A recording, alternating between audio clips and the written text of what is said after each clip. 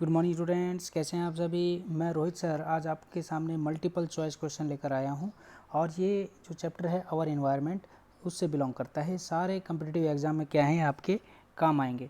तो चलिए अब हम एक एक करके सारे क्वेश्चंस करते हैं। चलिए पहला क्वेश्चन आपकी स्क्रीन के ऊपर, the term ecosystem was coined bye. Ecosystem किसने दिया, ये टर्म किसने दी थी? मोबियस ने, हग्सली ने, टेंसली ने या डार्विन ने? तो आपका सही जवाब क्या है बच्चों? टेंसली ने कॉइन किया था इकोसिस्टम को। नेक्स्ट क्वेश्चन आपकी स्क्रीन के ऊपर है। The question is the flow of energy in an ecosystem can be explained with the help of. The flow of energy can be explained with the help of Hardy Weinberg law, law of thermodynamics, law of codominance, Blackman's law of limiting factor. तो बच्चों आपका जो सही जवाब है वो क्या रहेगा? Law of thermodynamics.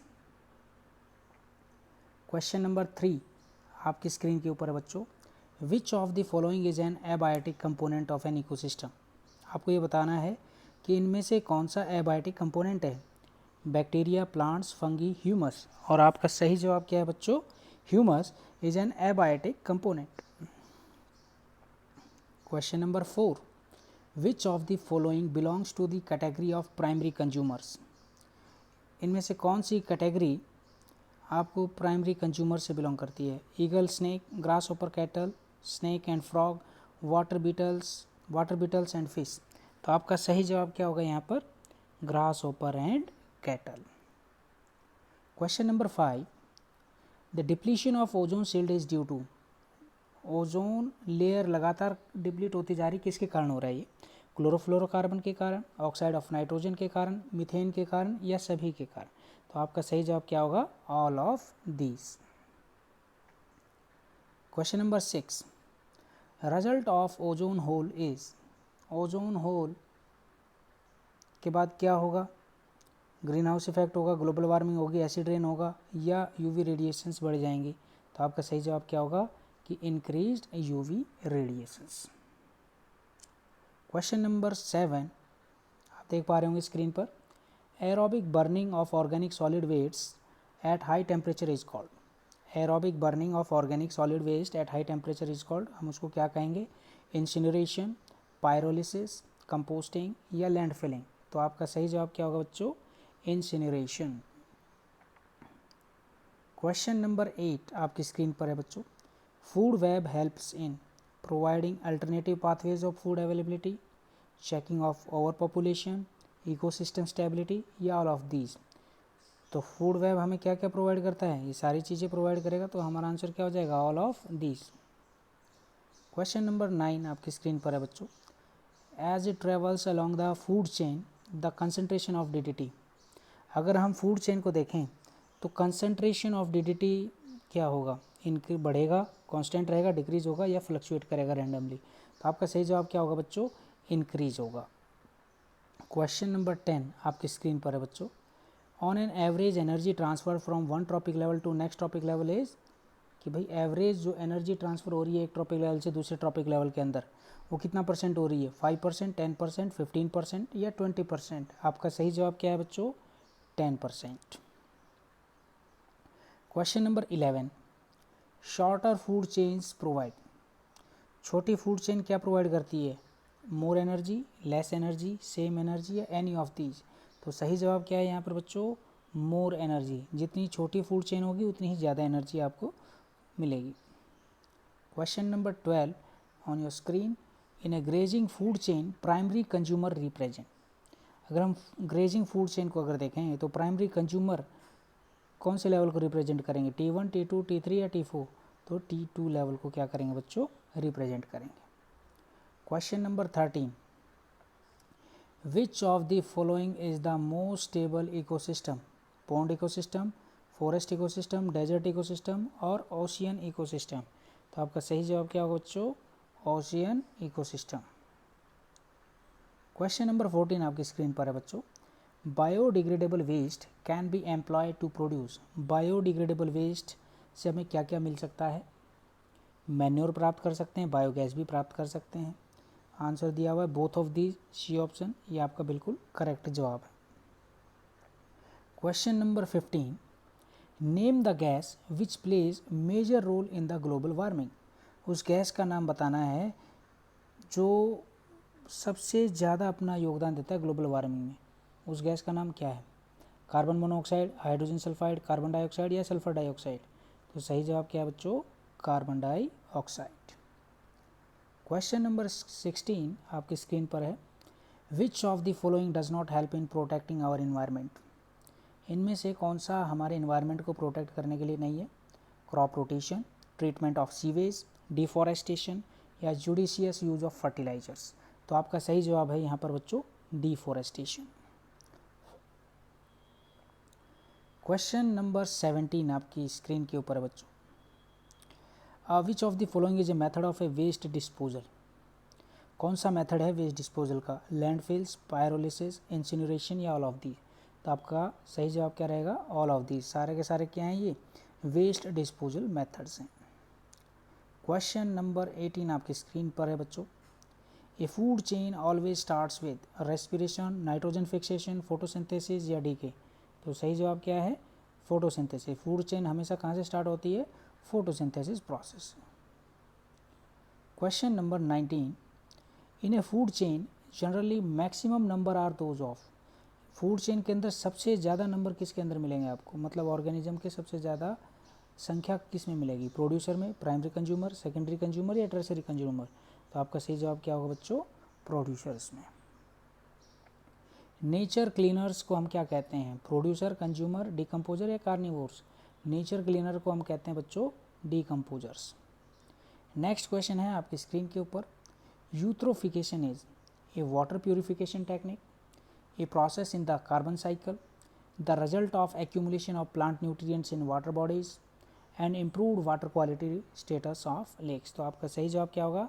The result of accumulation of plant nutrients in water bodies. Question number 22, the importance of ecosystems lies in flow of energy, cycling of materials, both A and B या none of these। Importance क्या है ecosystem की? दोनों चीज़ें हैं बेटा, तो both A and B आपका क्या होगा? सही जवाब होगा। क्वेश्चन नंबर 23 आपकी स्क्रीन के ऊपर है बच्चों, in a food chain there is bidirectional flow of energy, zigzag flow of energy, multidirectional flow of energy या फिर unidirectional flow of energy. तो आपका सही जवाब क्या होगा? Food chain is a unidirectional flow of energy. Question number 24, nowadays which type of cups are being generally used in trains for serving tea, coffee, soup on daily basis. पहला option है washable glass cups, second option है washable plastic cups, third option है आपका disposal paper cups और चौथा जो option है वो है disposable cups made of plastic. तो आपका सही जवाब क्या है बच्चों? यहाँ पर डिस्पोजेबल पेपर कप्स।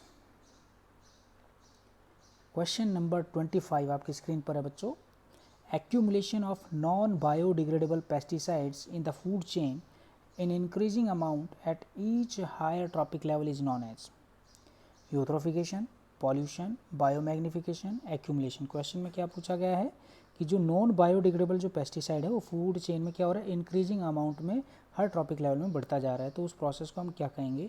वो प्रोसेस कहलाएगा बच्चों biomagnification.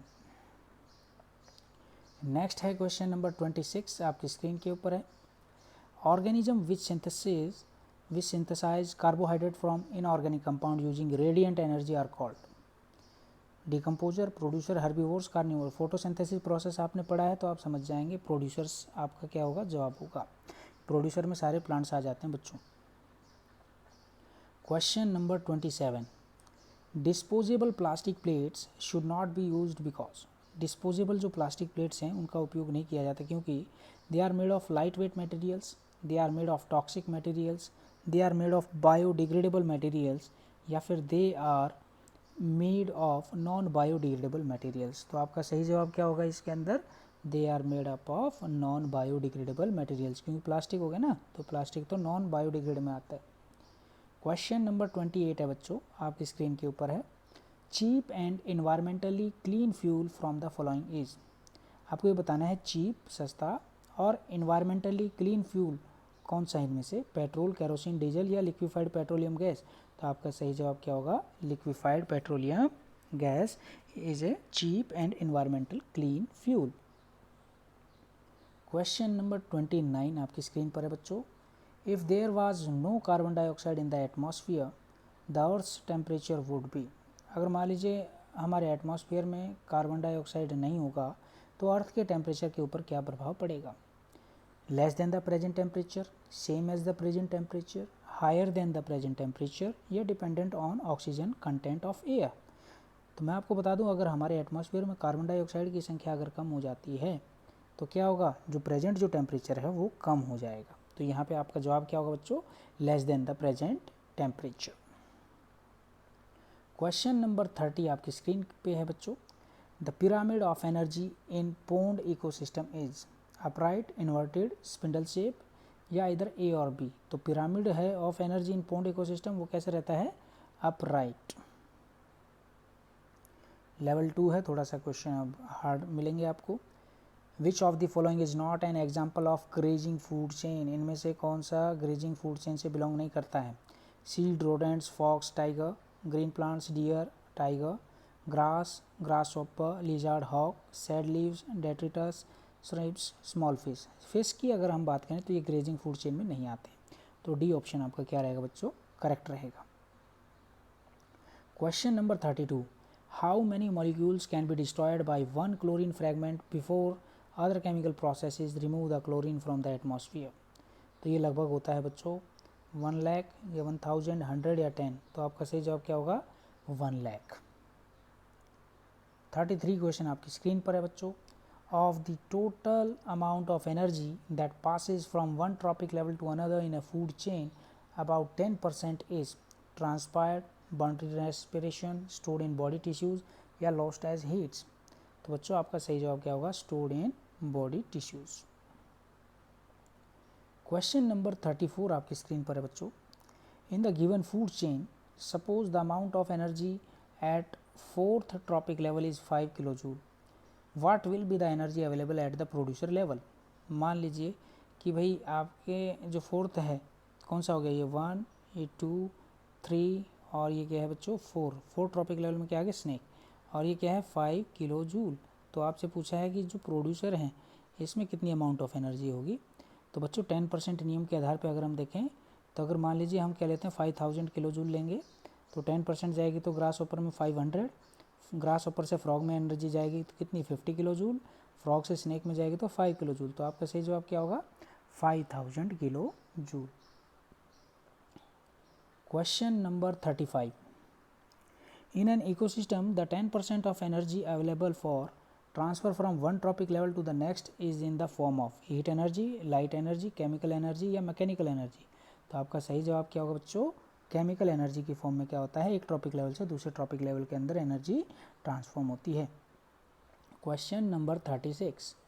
Which of the following limits the number of trophic levels in a food chain. Decrease in energy at higher trophic level, deficient food supply, polluted air या फिर water. इनमें से आपको ये बताना है which of the following limits the number of trophic levels in a food chain. तो आपका जो सही जवाब होगा वो क्या होगा, decrease in energy at higher trophic level. Question number 37 आपकी स्क्रीन पर है बच्चों। In the following groups of materials which groups contain only non biodegradable items. In groups में से आपको ये बताना है कि उनके अंदर केवल नॉन बायोडिग्रेडेबल आइटम्स ही प्रेजेंट हैं। पहला ऑप्शन है वुड, पेपर, लेदर। सेकंड दिया हुआ पॉलीथीन, डिटर्जेंट, पीवीसी। थर्ड है प्लास्टिक, डिटर्जेंट, ग्रास। फोर्थ है प्लास्टिक, बेक्लाइट, डीडीटी। आप देखेंगे सेकंड और फोर्थ में ये सारे के सारे जो प्रेजेंट हैं वो क्या है बच्चों, नॉन बायोडिग्रेडेबल आइटम्स हैं। तो आप देख लीजिए सेकंड और फोर्थ कहाँ है, डी ऑप्शन फिर आपका क्या हो जाएगा बच्चों, करेक्ट हो जाएगा। Question number 38। Which of the following statements is incorrect. इनमें से कौन सी स्टेटमेंट गलत है। All green plants and blue green algae are producers, green plants get their food from organic compounds, producers prepare their own food from inorganic compounds, या फिर plants convert solar energy into chemical energy. तो आपका इनमें से जो गलत जवाब है वो क्या है बच्चों, green plants get their food from organic compound. क्योंकि हमेशा जो ग्रीन प्लांट्स हैं वो फूड बनाते हैं किससे, इनऑर्गेनिक कंपाउंड की सहायता से ही बनाते हैं। चलिए नेक्स्ट क्वेश्चन है question number 39। Which group of organisms together do not constitute a food chain. मतलब इनमें से कौन सा group of organism food chain नहीं बना पाएगा। Grass, lion, rabbit, wolf, plankton, man hawk, wolf, grass snakes, tiger, frog, snake, eagle, grass, grasshopper. तो आप देखेंगे सेकंड प्लैंकटन, मैन हॉक और वोल्फ, ग्रास, स्नेक, टाइगर, ये क्या नहीं बन पाएगी, फूड चेन नहीं बन पाएगी। तो देख लीजिए सेकंड और थर्ड किसमें, सेकंड और थर्ड आपका करेक्ट आंसर होगा। Question number 40। In the given figure, the various trophic levels are shown in a pyramid. At which trophic level is maximum energy available? T4, T3, T2, T1। सबसे ज़्यादा energy किस में available होगी? तो आपका सही जवाब क्या होगा बच्चों, T1। आपका T1 क्या रहेगा यहाँ पर, बिल्कुल करेक्ट आंसर रहेगा। 41 क्वेश्चन आपकी स्क्रीन पर है बच्चों। What will happen if deer gets extinct in the food chain given below? अगर मान लीजिए डियर एक्सटिंक्ट हो गए तो क्या होगा? The population of tiger increases, the population of grass decreases, the tiger will start eating grass, या फिर the population of tiger decreases and the population of grass increases। तो आपका सही जवाब क्या होगा, डी। जो पॉपुलेशन है टाइगर की वो कम हो जाएगी और जो ग्रास की जो पॉपुलेशन है वो क्या होती चली जाएगी, बढ़ती चली जाएगी। क्वेश्चन नंबर 42 आपकी स्क्रीन पर है बच्चों। The decomposers in an ecosystem. जो डिकम्पोजर्स हैं वो क्या करते हैं इकोसिस्टम में, convert inorganic materials to simpler forms, convert organic materials to inorganic forms, convert inorganic materials into organic compounds, या फिर do not break down organic compounds. तो आपका सही जवाब इसमें क्या है, जो डिकम्पोजर्स हैं हमारे इकोसिस्टम में वो क्या करते हैं, वो ऑर्गेनिक मटेरियल्स को इनऑर्गेनिक फॉर्म्स में कन्वर्ट करने का काम करते हैं। क्वेश्चन नंबर 43 आपकी स्क्रीन पर है बच्चों। If a grasshopper is eaten by a frog then the energy transfer will be from. Grasshopper अगर मान लीजिए फ्रॉग के द्वारा खाया जाता है तो एनर्जी ट्रांसफ़र क्या होगी, producer to decomposer, producer to primary consumer, या primary consumer to the secondary consumer, या फिर secondary consumer to primary consumer. तो आपका सही जवाब क्या होगा, primary consumer to the secondary consumer. Question number 44। एक बार आप ये वेन डायग्राम देख लीजिए। ये वेन डायग्राम में बीच में लिखा हुआ है it is a solid waste, X में लिखा है its management involves aerobic burning at high temperature, Y में लिखा हुआ है इट इज़ डाइजेस्टेड एरोबिकली और एनारोबिकली बाय माइक्रोबियल एक्शन। तो एक्स और वाई के बारे में आपको बताना है कि कौन सा गलत है। तो चलिए ऑप्शन देखते हैं हम, चार ऑप्शन हमारे सामने हैं। X could be cow dung whereas Y could be the chemicals from paint industries. दूसरा है यहाँ पर कि भाई X could be used syringe whereas y could be vegetable peels. X is disposed of by the process called incineration whereas y is disposed of by composting.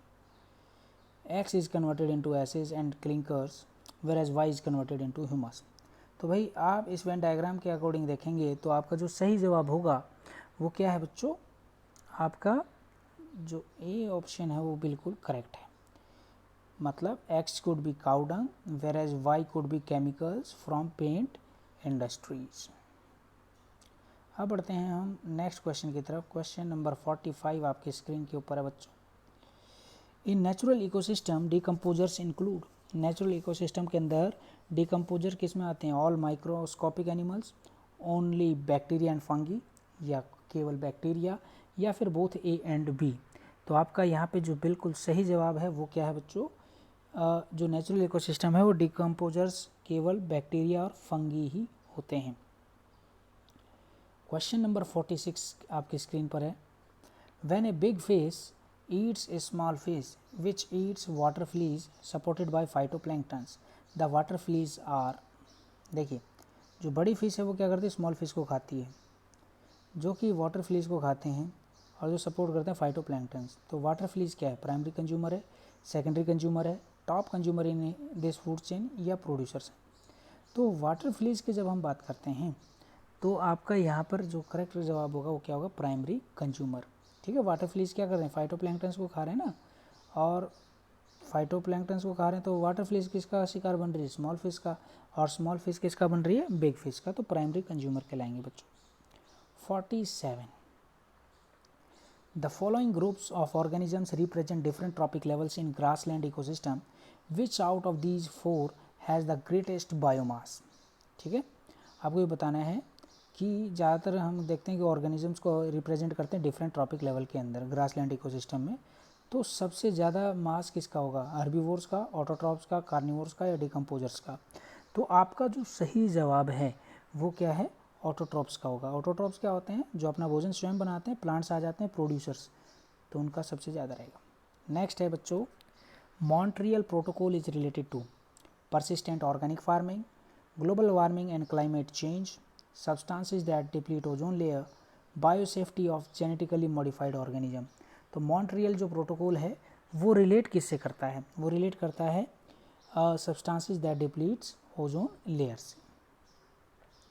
Question number 49, the acidity of rain water can be reduced by. Rain water मतलब जो acidity है rain water, उसको कम कैसे किया जा सकता है? Using lead free fuels in automobiles, या फिर reducing the use of chlorofluorocarbons in refrigerator and air conditioner, या फिर यूज ऑफ सल्फर फ्री या फिर low sulphur fuel in automobiles, या नन ऑफ दिस। तो बिल्कुल सही बात है, रेन वाटर में एसिडिटी को कम करने के लिए हमें क्या करना पड़ेगा? हमें सल्फर फ्री उपयोग करना पड़ेगा, सल्फर फ्री फ्यूल का उपयोग करना पड़ेगा, ताकि सल्फर डाइऑक्साइड ज़्यादा से ज़्यादा रिलीज ना हो और एसिडिटी ना बने।